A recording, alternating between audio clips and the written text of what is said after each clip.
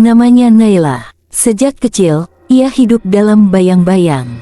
Di sekolah, ia sering dibandingkan dengan teman-temannya yang dianggap lebih menarik. Di tempat kerja, pujian jarang sekali tertuju padanya. Rasa tidak percaya diri itu tumbuh perlahan, berubah menjadi obsesi yang tak lagi bisa ia kendalikan.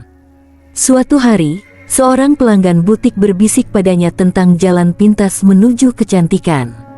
Tentang susuk yang ditanamkan melalui ritual. Tentang kilau wajah yang tak akan pudar.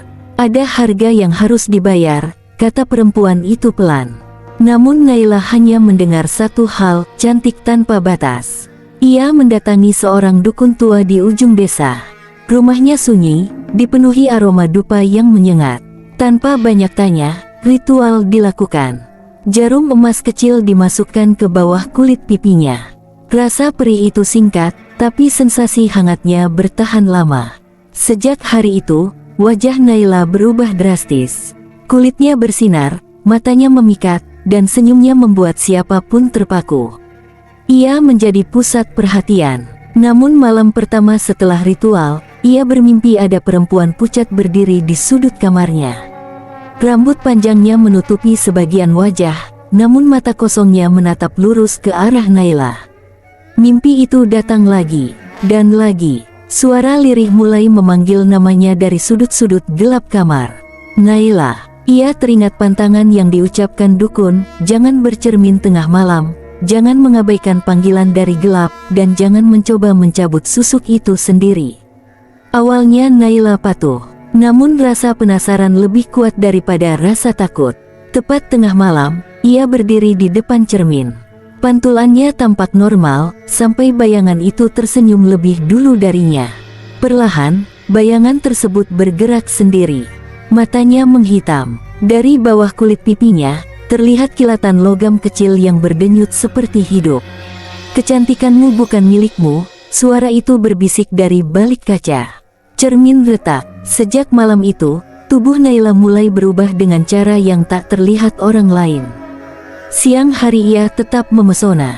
Namun setiap malam, ia merasakan sesuatu bergerak di bawah kulitnya seperti jarum-jarum kecil merayap, mencari jalan keluar.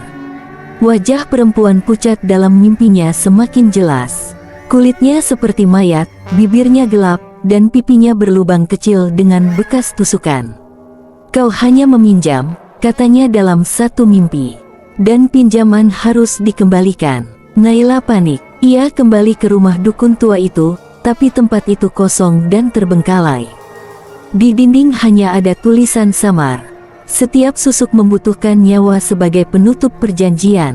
Naila mencoba mencabutnya sendiri. Dengan tangan gemetar, ia menusukkan jarum ke pipinya, berusaha menemukan logam kecil itu.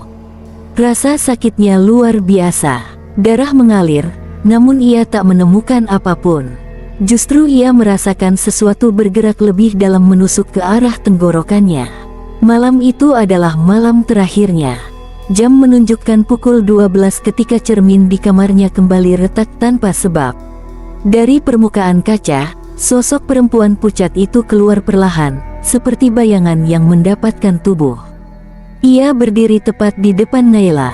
Kini waktumu habis. Naila mencoba berteriak, tapi suaranya tercekat. Tubuhnya membeku. Ia merasakan kulitnya mengeriput dalam hitungan detik.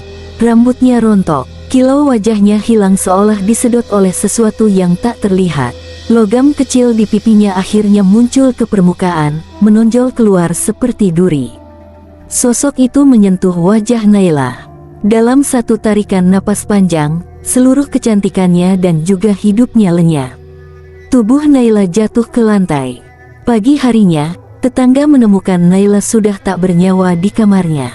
Wajahnya tampak jauh lebih tua dari usianya, kulitnya kusam dan kering seperti telah kehilangan seluruh cairan hidupnya. Tak ada tanda kekerasan, tak ada penjelasan medis yang masuk akal. Hanya satu hal yang aneh. Di cermin kamarnya, pantulan menunjukkan sosok perempuan pucat berambut panjang berdiri di belakang siapapun yang menatap terlalu lama.